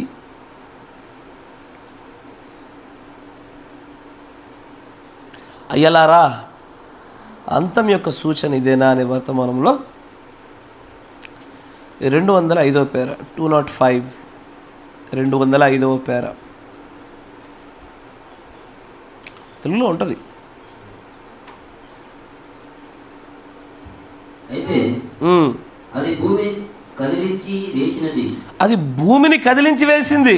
అది ఏర్పరచబడినప్పుడు నేను ఇంకను పడమటి దిశగా చూస్తూ ఉండిపోయాను. నిత్యత్వము మార్గంలో ఒక నక్షత్ర కూటము లాంటిది వచ్చుచుంటను నేను చూశాను. ఒక నక్షత్రాల యొక్క సమూహం వస్తుందని నేను చూస్తున్నాను. అవి ఏవో చిన్న చుక్కల వలె కనబడినవి. అవును. అవి 5 కంటే తక్కువ లేవు, 7 కంటే ఎక్కువ లేవు. ఎస్. అయితే అవి ఒక పిరమిడ్ ఆకారంలో, ముక్కోణపు ఆకారంలో ఉన్నవి. అవును. అవి కూడా ఈ వర్తమానికుడు వచ్చినట్టే ఉన్నవి. అవి చాలా వచ్చుచుండగా సర్వశక్తుడైన దేవుని శక్తి నన్ను పైకెత్తి వారిని కలుసుకున్నట్టు చేసినది. చాలు, ఇంతే. దీంట్లోనే దైవత్వాన్ని ఎత్తికిరు వాళ్ళు. అయ్యా, నా మాట వింటున్నారా? ఇప్పుడు మీరు చదివిన పేరాలోనే బ్రహ్నం గారి దేవుడుగా క్రీస్తుగా చేసిన వారు దీంట్లో కూడా దైవత్వం దాచిపెట్టారు వాళ్ళు. ఎలాగంటే ద కాన్స్టిలేషన్ ఆఫ్ స్టార్స్, నక్షత్రాల సమూహములోనికి ఆయన పైకెత్తబడ్డాడు. అక్కడ మనుష్యులు నక్షత్రాల సమూహంలోకి పైకెత్తబడతారా? నక్షత్రాలు దేనికి సాదృశ్యము? దూతలకి. ఎస్ఆర్నో? ఆకాశంలో జ్యోతుల్లాగా మీరు ఉంటారుగా. దూతలకి సాదృశ్యంగా చెప్పబడినటువంటి విషయాన్ని తీసుకొని వాళ్ళు ఏం చేశారంటే, వాళ్ళు నక్షత్రాలలోనికి, దూతలలోనికి ఆయన పైకెత్తబడ్డాడయ్యా. మనిషి ఎట్లా ఎత్తబడతాడు? దేవుడు కూడా ఆకాశం నుంచి పైకి దిగి వచ్చేటప్పుడు కానీ, కింది నుంచి పైకి వెళ్ళినప్పుడు కానీ దూతలతోనే వెళ్తాడు ఎప్పుడైనా. మీరు గమనించారా? పైనుంచి దిగేటప్పుడు దూతల పరివారంతో దిగొచ్చాడు. రూపాంతర కొండపైన 2 దూతలతో దిగొచ్చాడు. ఆయన మరణ పునరుద్ధాన సమయంలో కూడా అక్కడ 2 దూతలు కనబడతారు. ఎస్ఆర్ అంటే ఎల్లవేళలా దూతల పక్కన ఉండగానే ఆయన రాకపోకలు జరిగాయి కదా. ఇది దేవుడే చేశాడు, మనుషుడు వల్ల కాదు. ఇది మనుషుడు ఎవడు కూడా అలాగున పైకెత్తబడుయో కిందికి రావడం అనేది జరగదు. ఒక మనుషుడు ఎవడయ్యా అలాగూ పైకెత్తబడింది అని ఈ కారణాన్ని బట్టి కూడా మనుషుడైతేనే కదండి కింద విడవబడేది. దేవుడైతే అలా ఎందుకు ఎత్తబడతాడు? ఆయన మాట్లాడుతున్న మళ్ళీ ఒక కలగా దర్శనం. అది మళ్ళీ కలకి దర్శనం తేడా తెలుసు కదా. ఏంటంటే కలకి దర్శనం తేడా ఏంటిది? కళ అంటే సంపూర్ణంగా నిద్రలో ఉన్నప్పుడు కలిగేది. దర్శనము అంటే అక్కడ ఆ చూస్తుండగానే తన చుట్టూ ఉన్నటువంటి ఈ పరిమాణం పైన అవగాహన ఉంటుంది వాళ్ళకి. ఎందుకంటే బ్రహ్నం గారు దర్శనంలోనికి కొనిపోబడుతున్నప్పుడు ఆ పక్కన ఉన్నటువంటి ఆ మిగిలిన వ్యక్తుల యొక్క అరుపులు, వాళ్ళ మాటలు వినబడుతూ ఉంటాయి. నా మాట వింటున్నారు, అది దర్శనం. ఇలాగున ఆ పైకి ఆ నక్షత్రాల సమూహంలోనికి, ఆ రాసుల సమూహంలోనికి మధ్యలోనికి ఎత్తబడిన దాన్ని బట్టి కూడా వాళ్ళు బ్రహ్నం గారికి దైవత్వాన్ని ఆపాదించేశారు. కానీ అదంతా సిల్లిదంటే ఒకసారి ఆలోచించండి. బైబిల్లో 7 నక్షత్రాల మధ్యలోనికి తీసుకుపోతేనే ఆయన దేవుడు అంటే, పద్మాసు ద్వీపంలో ఒక ఆయన మరింత బాగా ఉన్నతమైన స్థితిలో తీసుకెళ్ళిపోబడినాడు ఆయన. ఎస్ సార్, దర్శనంలోనికి వెళ్ళాడు. మళ్ళీ 4వ అధ్యాయంలోనికి ఇదిగో ఎక్కిరమ్ము అని పిలిచి మరింత సంపూర్ణమైనటువంటి ప్రత్యక్షత స్థాయిలో కొనిపోబడి 24 పెద్దలను చూశాడు ఆయన. క్రీస్తు యొక్క వధువును, భార్యను చూశాడు ఆయన. ఎస్ సార్, మరి అంత ఉన్నతమైన స్థాయిలోనికి ఎత్తబడినటువంటి ఆయన ఏమనాలి? డబల్ దేవుడు అనాలి కావచ్చు, అంతేనా? కానీ ఈ లేఖనాన్ని వారు అక్కడే ఆపరండి. నేను మీకు ఇప్పుడు ఏదో షార్ట్కట్లో చెప్తున్నా.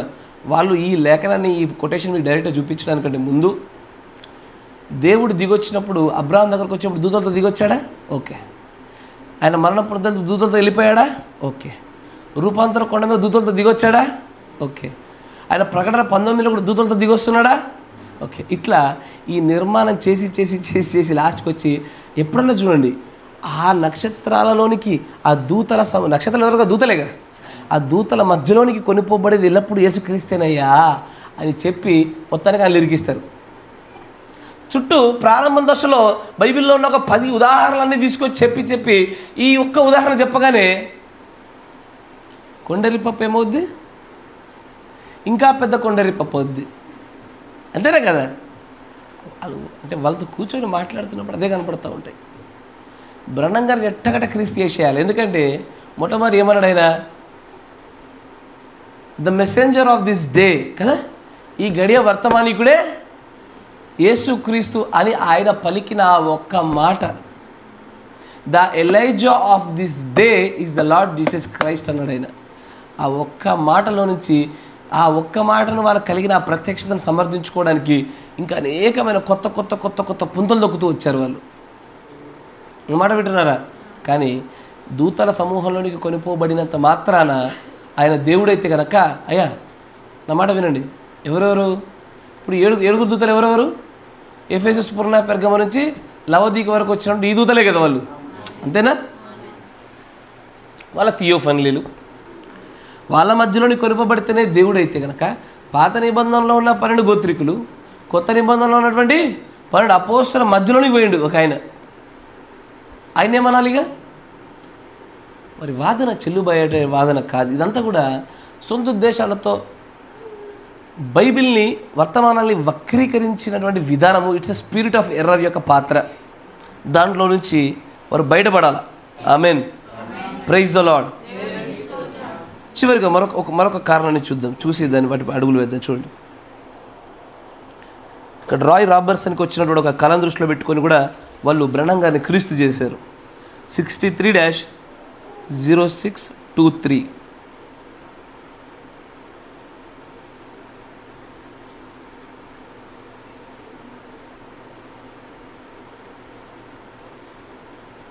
63-0623M ఖాళీలో నిలబడుట అనే వర్తమానంలో 93వ పేర చూడండి.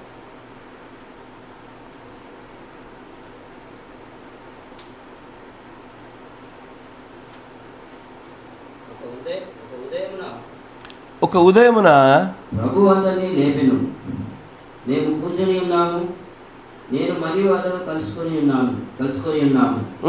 యెరూషలేములో కూర్చొని ఉన్నట్లుగా ప్రభు యొక్క భోజనపు బల్లవలే ఉన్నది.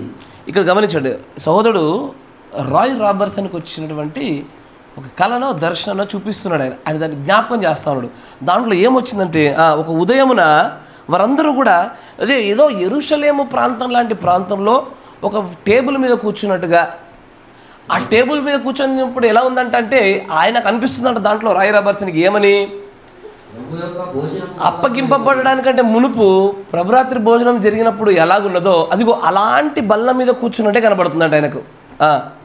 మరియు నేను మాట్లాడుచున్నాను, అక్కడ ఆ బల్లలో అంట సోదరుడు బ్రహ్నం గారు మాట్లాడుతున్నారంట.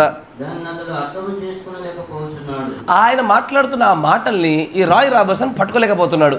మరియు సహోదరుడు రాయ్ అక్కడ కూర్చొని ఉండి ఇప్పుడు నా వైపు చూస్తున్నాడు. అక్కడ ఆ బల్ల మీద జరుగుతున్న సందర్భాన్ని అంతా చూసి అక్కడ బల్లలో ఉన్నటువంటి బ్రదర్ బ్రహ్నం గారు చూస్తున్నాడంట రాయ్. దాన్ని అతడు చూచెను. అరిజనులో అతడు నన్ను పిలిచెను, నాకు ఉత్తరం రాసి నన్ను వెనుకకు రమ్మనను. అతను ఏం చేశాడట, నాకు ఉత్తరం రాసి నన్ను వెనుకకు రమ్మనను. నాతో ఇట్లు చెప్పెను, ఏమని, సోదరుడా నీవు అక్కడ కూర్చొని ఉన్నావు, పెద్ద అగ్నిస్తంభంలోనికి వచ్చి నిన్ను ప్రభురాత్రి భోజనపు బల్ల యొద్ద నుండి దూరంగా తీసుకొని పోయినది. మరియు నీవు పశ్చిమంగా ప్రయాణించావు, ఎందుకనగా అతడు తూర్పు వైపు కూర్చొని చూచుండెను. కనుక నేను పశ్చిమంగా వెళ్ళుటను చూచెను. ఆ వెలుగులోనికి వచ్చి నన్ను బయటకు తీసుకొని పోయినది. అది ఒక ఉదయం వలె ఉండేనని చెప్పాను. అది దర్శనం ప్రకారంగానే ఉన్నది. దాదాపు ఉదయం 3 లేదా 4 గంటలకు పడక మీద నుండి లేచెను.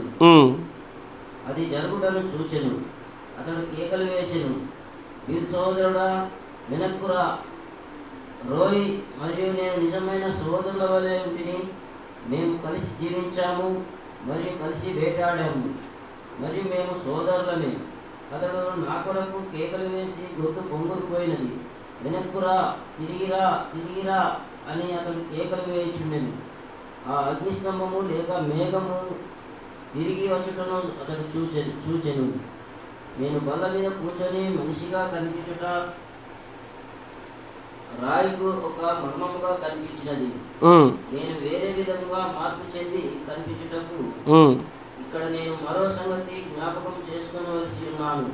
మార్పు చెందుట దానికి భావం నేను అతనికి చెప్పాను. చాలు గమనించండి. ఇక్కడ రాయ్ గారికి వచ్చినటువంటి కళ ఏంటంటే, ఏదో యెరూషలేం ప్రాంతంలో ఒక బల్ల వేసినట్లుగా, ఆ బల్లలో మధ్యలో యేసు ప్రభు వారు ప్రభురాత్రి భోజన సమయంలో ఎలాగైనా మధ్యలో కూర్చొని ఉన్నాడో అలాగన ఆ టేబుల్కి ఆయన హెడ్ లాగా, అధిపతిలాగా ఆ స్థానంలో బ్రహ్నం గారు కూర్చున్నట్ట.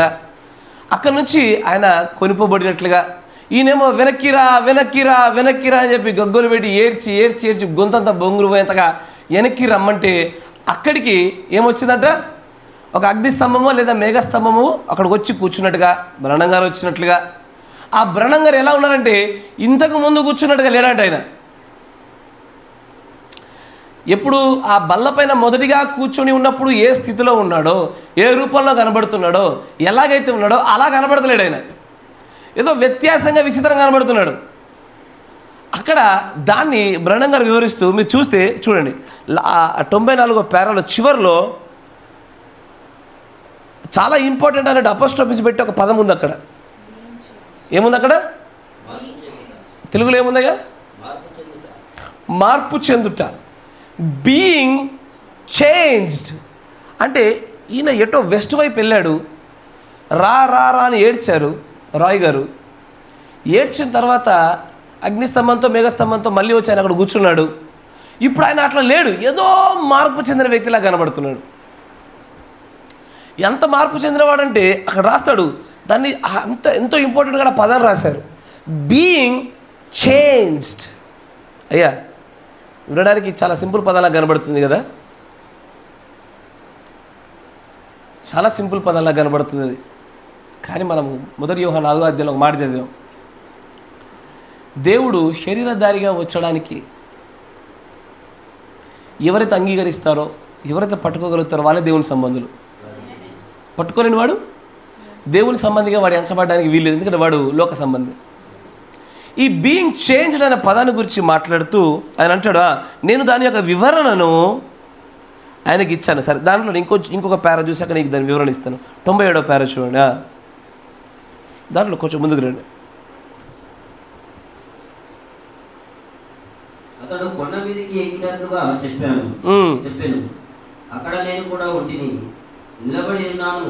మేఘంలో నుండి ఒక స్వరము వచ్చినది, నిజమేనా రాయి సహోదరుడా? ఈ ప్రకారముగా అది చెప్పెను. అతడు నా దాసుడు, ఈ కాలమునకు ప్రవక్తగా ఉంటకు అతన్ని నేను పిలిచాను. మోసే వలె జనులను నడిపించుటకు మరియు అతనికి అధికారం ఇవ్వబడినది. అతడు పలుకగా సృష్టి వచ్చును, మోసే పలుకగా ఈగలు వచ్చినట్టుగానే ఉడతలు మొదలగు వాటిని గురించి మనము ఎరుగుదము. ఉంచండి, ఆ 90వ పేరు దగ్గర మళ్ళీ వద్దాం. దానికంటే ముందు ఆ బీయింగ్ చేంజ్డ్ గురించి మనం మాట్లాడాలి. అన్నమాట జాగ్రత్తగా ఉండి. మార్పు చెందుట అంతేనా? తెలుగులో ఏమో రాశారయ్యా? మార్పు చెందుట అని రాశారా? మరొకసారి మార్పు చెందుట అంతేనా? మార్పు చెందుట అని గురించి మాట్లాడారు. ఈ పదానికి అయ్యా సాధారణమైన అర్థం లేదు. అది హూ ఈజ్ దిస్ మెల్కిసెదెక్ అనే వర్తమానంలో అన్నమాట జాగ్రత్తగా చదవండి. Who is this Melchizedek 65-0221E.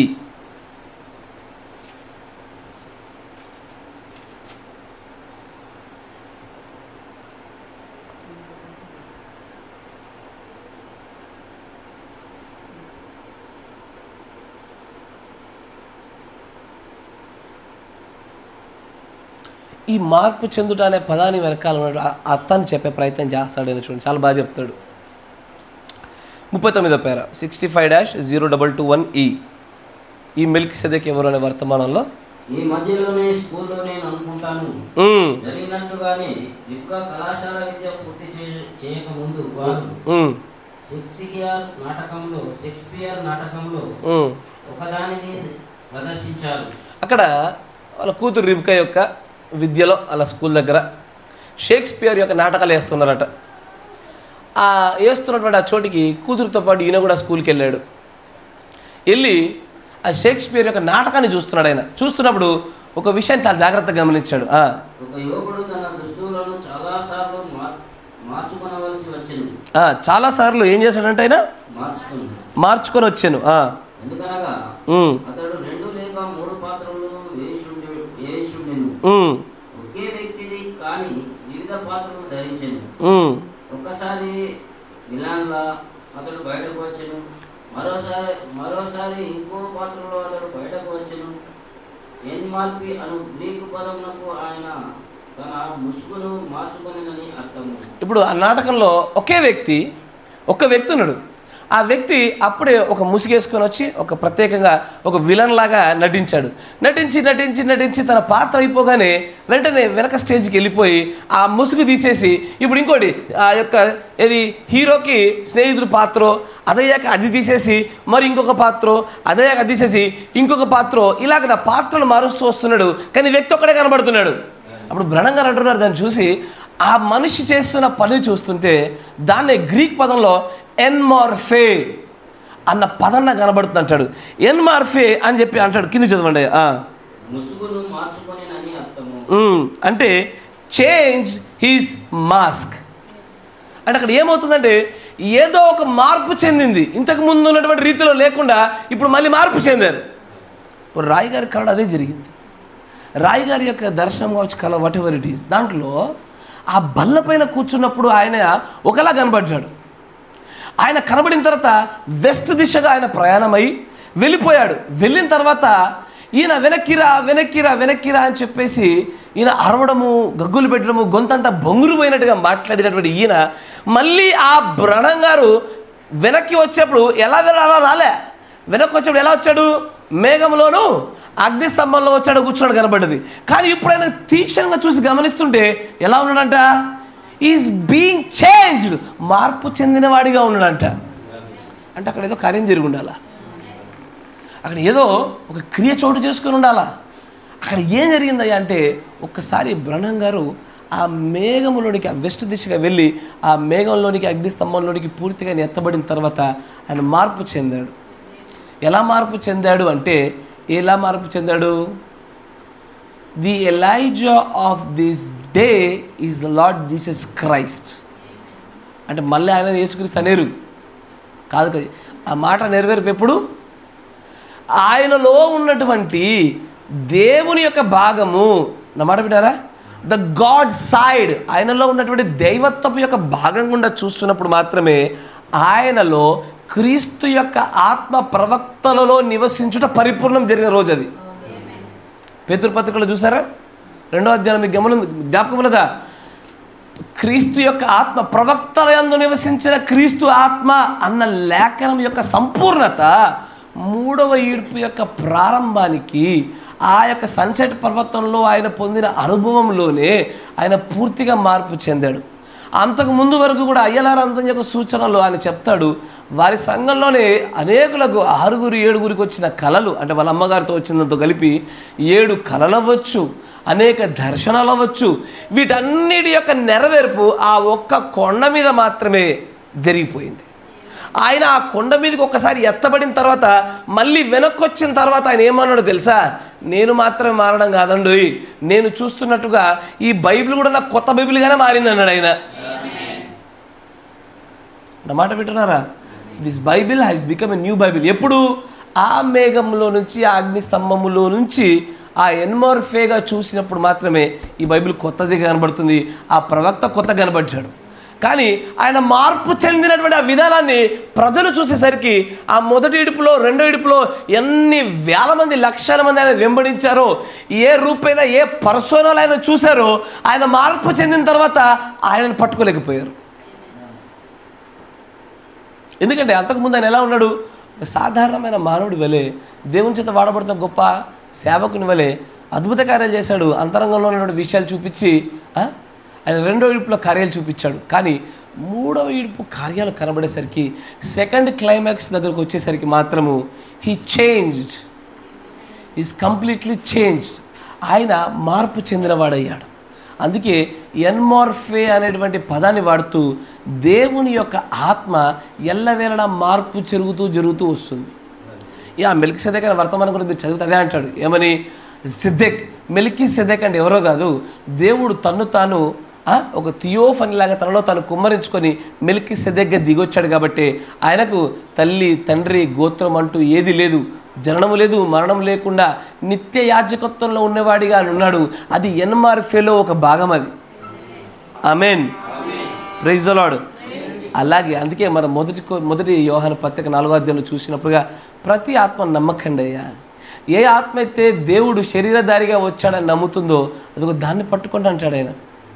ఇప్పుడు దేవుడు శరీరధారిగా వచ్చాడంటే ఆయనకు అదొకటే కార్యం జరుగుతుందా? ఆయన అంతకుమించి ఏమీ చేయలేడా?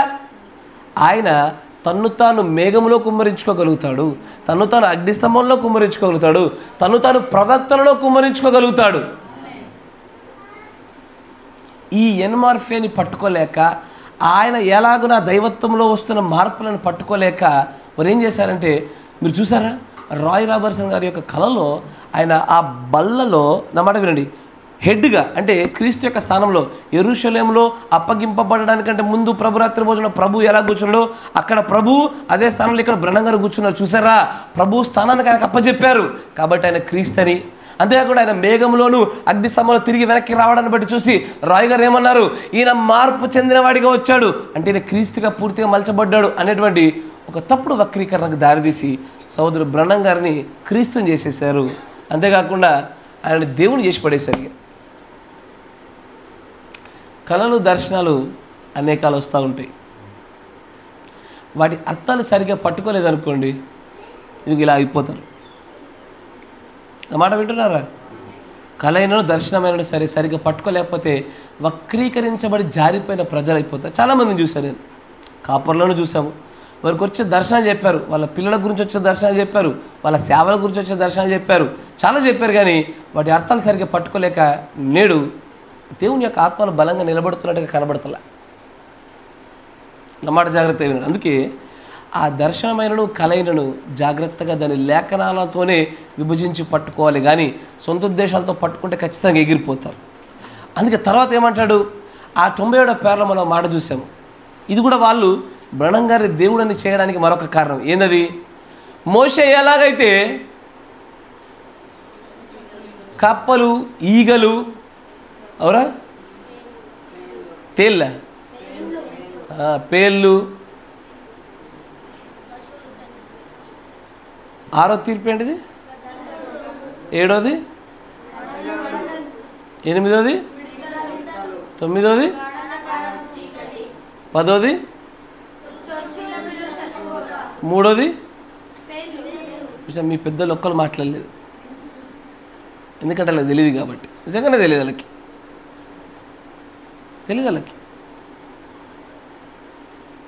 అట్లా మోషే ఎలాగైతే చేశాడో ఈ బ్రహ్మ ఇతను నేను ప్రవక్తగా నియమించాను. అతను అంటే రాయ్ గారు వింటున్న ఆ స్వరం అది మేఘంలో నుంచి, ఇతను నేను ప్రవక్త పెట్టుకుని ఇతడు పలికితే జరుగుతాయి. మరొక కారణం ఏంటంటే ఒక వ్యక్తి పలకగానే జరుగుతుంది. Speaks in to the existence from the non existence. ఏమీ లేని చోట ఒకటి కలుగుతున్నది అంటే అది మానవుల వల్ల జరగదు, దేవుని వల్ల జరుగుతుంది అన్నారు వాళ్ళు. అందుకే దాన్ని బట్టి కూడా బ్రహ్మ గారిని మళ్ళీ దేవుని చేశారు. ఇప్పుడు ఆయన ఉడతలు కలుగుని అక్కడ ఉడతలు కలిగాయి. లేని చోట ఒక విషయాన్ని కలగజేయడాన్ని బట్టి దైవత్వాన్ని ఆపాదిస్తే అయ్యా బ్రహ్మ గారు ఎన్నిసార్లు చేశారు? అట్లా 2 సార్లు ఉడతలని చేశాడు. కరెక్టేనా? ఇంకేం చేశాడు ఆయన? ఆయన పలకగానే జరిగింది ఏంటిది? కొలరాడో పైన మంచు తుఫాను. ఓరి మీరు ఏం వర్తమానంలో ఉన్నారా? మీరు ఇక సెకండ్ క్లైమాక్స్కి వచ్చినట్టు లేరు. ఇంకా ఫస్ట్ క్లైమాక్స్ చెప్తుంటే పటపట నోరు కదులుతున్నాయి. సెకండ్ క్లైమాక్స్ సంబంధించి మాట్లాడుతుంటే ఏం దొరుకుతుంది మీ తలకాయలలో?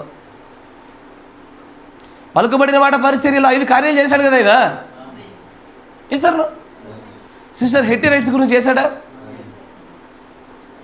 చేపల గురించి చేశాడా? చనిపోయిన చేపను బతికించింది. మరి ఏం మర్చిపోయినారు అప్పుడే? ఇలా చేయడాన్ని బట్టి ఆయనకు దైవత్వాన్ని ఆపాదించారు. ఆయన చేసింది 5 లేదా 6. మరి మోషే 10 చేశాడుగా. మోషే ఏం చేయాలి? డబుల్ గార్డ్ చేయాలా? అయ్యా మూర్ఖత. This is called spirit of error. భ్రమపరచు ఆత్మలో నుంచి వచ్చినటువంటి ఆ పద్ధతుల గుండానే వారందరూ కూడా బ్రహ్మ గారి నేటికి క్రీస్తని ఆయనను దేవుడని నమ్మి ఇప్పటికీ ఆయనను మొక్కుతూనే ఉన్నారు. నేటికి ఆయన ఫోటోలకి దండాలు పెడుతున్నారు. వాళ్ళ ప్రార్థన కూడా ఎలా ఉంటుంది తెలుసా? పలకడానికి ఇబ్బందిగా ఉంది, మీకు తెలియజేయడం కోసం చెప్తున్నా. ప్రభు అయిన బ్రహ్మ గారి నామాన్ని అడుగుతున్నామంట వాళ్ళు. బాప్తిజం ఇచ్చేప్పుడు ఏ నామం తెలుసా? నీకు విలియన్ మ్యారియన్ బ్రహ్మ నామాల బాప్తిజం ఇచ్చుచున్నాము అని లేపు కూర్చోబెడుతున్నారు. మళ్ళీ మీరు తీసుకున్న బాప్తిజాలు చెల్ల వాళ్ళ దగ్గర, మీరు మళ్ళీ తీసుకోవాల్సిందే. ఇది సగశాఖలో తీసుకున్న చెల్లలేదు, ఇప్పుడు తీసుకుని చెల్తలేదు. మళ్ళా అంటే వాళ్ళ యొక్క ఆలోచన విధానం పూర్తిగా గుడ్డివారైపోయినారు.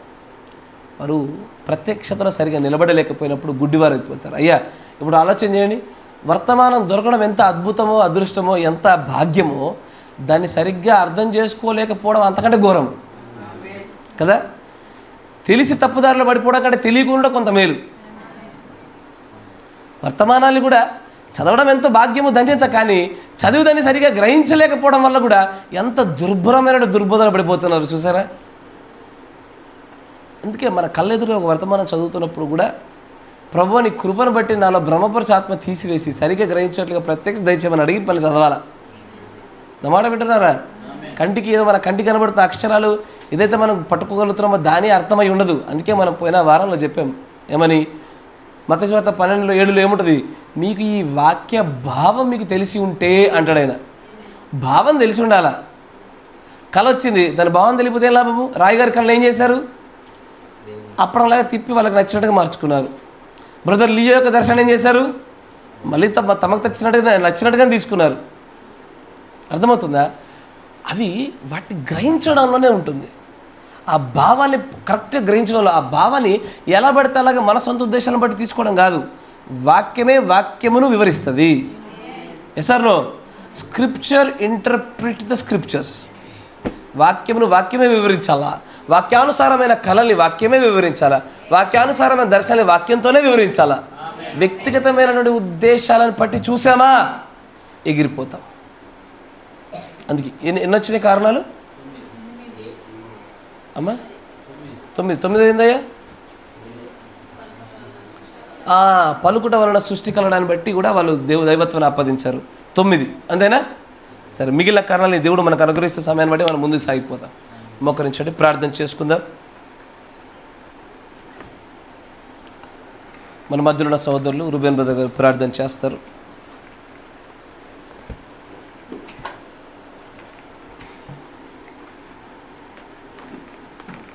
ఈ విషయాలు ఇప్పుడు మీకు ఆసక్తి కనబడకపోవచ్చు, కానీ ఒక రోజున ఈ దుర్బోధం ఎదురుపడినప్పుడు కానీ రేపటి దినాన మీ భవిష్యత్ తరాలు ఇటువైపుగా లాగబడుతున్నప్పుడు అయ్యో సరిగ్గా వినుంటే బాగుండేరా అని ఖచ్చితంగా పని కోరుకుంటారు. నా మాట వింటున్నారా?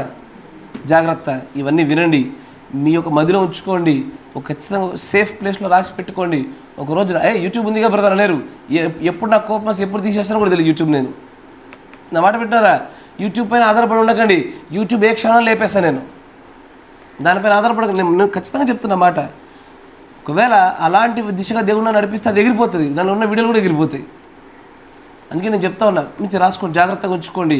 ఏదో కొన్ని ఇంటర్నెట్ యొక్క ఈ ఆన్లైన్ మాధ్యమాలపైన మీ విశ్వాసాలు పెట్టుకోవద్దు. మీరు పొందుకోండి, మీరు గ్రహించండి, దానివల్ల మీరు లాభం పొందుకుంటారు. God bless you. దేవుని దీవించును గాక.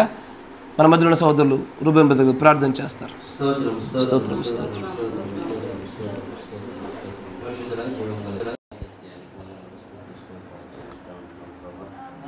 గడిచిన ఉదయకాలం నీ సన్నిధిలో ప్రభావం అందరినీ సమకూర్చి సజీవంగా స్తోత్రాలు చెల్లిస్తాను. ఇచ్చినటువంటి ధన్యతపై ప్రభుత్వపై ఏమించుకుని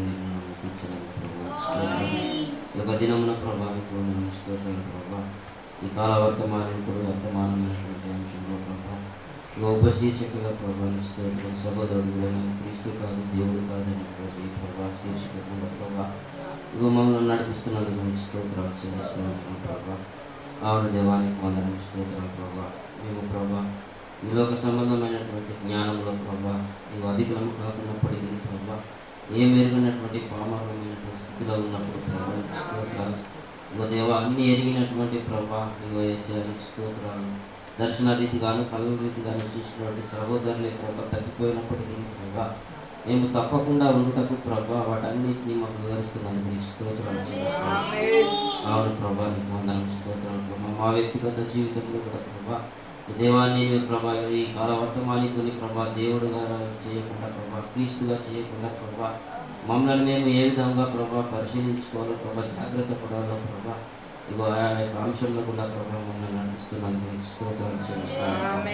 అవును ప్రభా, ఇది ప్రభా మా జ్ఞానం వలన ప్రభా యేసయ్యానికి వందనం స్తోత్రాలు ప్రభా. మా తెలివి వలన మేము నీకు పొందుకోలేము కానీ ప్రభా నీ ఉచితమైనటువంటి నీ ప్రేమ వాత్సల్యం వల్ల నీ కృప వల్లనే ప్రభా నీ ప్రత్యక్షత వల్లనే మేము పొందుకొని ఉంటున్నామని నమ్ముతూ ఉంటున్నాం ప్రభా. ఇంకా ప్రభా ఈ అధికమైనటువంటి ప్రత్యక్షతను ప్రభా మమ్మల్ని ఎదిగింప చేయమని ప్రార్థిస్తూ ఉంటున్నాం ప్రభా. విన్నటువంటి మాటలు కూడా ప్రభా యేసయ్యానికి వందనం స్తోత్రాలు ప్రభా.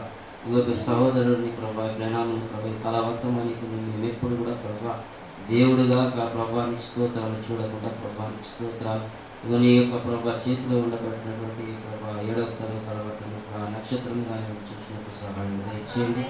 దేవానికి వందనం స్తోత్రం చెల్లిస్తూ ఉంటున్నాను ప్రభా. ఇగో ప్రభా ఆ యొక్క ఇంతవరకు ప్రభా వివరించినటువంటి స్థితిలో ప్రభా అలీయ సహోదరుడు రాయ సహోదరుడు ప్రభా ఇగో అనేక మంది సహోదరులు ప్రభా వారి ఊహను బట్టి ప్రభా తప్పిపోయినట్టు ప్రభా సహోదరుని దేవునిగా చేసినట్టు చూస్తూ ఉంటున్నాం ప్రభా. నేను మేము ఆ విధంగా ఉండకుండా ప్రభా జాగ్రత్త పడుతూ ప్రభా ఇక దేవానికి వందనం స్తోత్రాలు చెల్లిస్తూ ఉంటున్నాం ప్రభా. ఇక నేను నమ్మినటువంటి వారిని ప్రభా ఎప్పుడు కూడా నువ్వు తప్పుదోవగా నడిపించే దేవుడు కాదు ప్రభా. నీ ఎన్నికలో ఉన్నటువంటి వారు ఎప్పుడు కూడా తప్పిపోరని నువ్వు సెలవించినటువంటి దేవుడు ఉంటున్నాం ప్రభానికి వందనం స్తోత్రాలు. నీకు రావాల్సినటువంటి మహిమను ఘనతను ప్రభా నేను ఎవరికి ఇవ్వకుండా ప్రభా దేవానికి వందనం స్తోత్రం. కేవలం నీకు ఇచ్చేటువంటి వారిగా ఉంటుంది ప్రభా. నేను ఈ కృపని మనం ప్రార్థిస్తాను మాటలు ప్రభా మాలో ఫలింపజేసి ప్రభా ఇక్కడ దేవానికి వందనం స్తోత్రం ప్రభా. నీ అధికమైనటువంటి ప్రత్యక్షతను పొందుకొని ప్రభా మేము ముందుకు వెళ్ళే భాగ్యం ఇక్కడ మేము అందరికీ దయచేయండి. విన్నటువంటి కొద్ది మాటలను మా ఉదయం అనేటువంటి పలక మీద రాసుకొని ప్రభా వాటి ప్రకారంగా జీవించే భాగ్యం కలగజేయమని ప్రార్థన చేస్తున్నాను. పరిశుద్ధుడా సర్వశక్తి సంపన్నుడా స్తోత్రములు స్తోత్రములు స్తోత్రం చెల్లిస్తూ ఉన్నాం ప్రభువా. ఈ ఉదయకాలంలో ప్రభు మమ్మల్ని అందరిలో మరొకసారి నీ ఆత్మ నుంచి మేము గ్రహించుటకు మీరు ఇష్టపడిన విషయాలను ప్రభువా మేము ఏ విషయంలో జాగ్రత్తగా ఉండాలో ఏ విషయంలో మమ్మల్ని మేము సిద్ధపరచుకోవాలో మా తర్వాతి తరములను ఎలాగైనా కాపాడుకోవాలో ఈ వర్తమానంలో నుంచి కూడా ప్రభునైనా మనుష్యుని యొక్క జ్ఞానంలో నుంచి ఎలాగ తొలగిపోకుండా ఉండాలో అనేకమైన విషయాల గురించి ప్రభా మా ముందు మీరు ప్రదర్శించిన విధానం బట్టి మిమ్మల్ని స్తుతిస్తున్నాము. లోబడులాగిన సహాయం దయచేయండి నాయన. కూడి వచ్చినటువంటి ఈ యొక్క చిన్న సమూహాన్ని కూడా మీ చేతకు అప్పగిస్తూ ఉన్నాము. నాయన అనారోగ్యంతో బాధపడుతున్న ప్రతి ఒక్కరికి కూడా నాయన మీరు స్వస్థతను అనుగ్రహించమని ప్రార్థిస్తూ ఉన్నాము. దోషములు తీసివేయండి ప్రభా, బలహీనతలు అన్నిటిని మీరు క్షమించండి నాయన.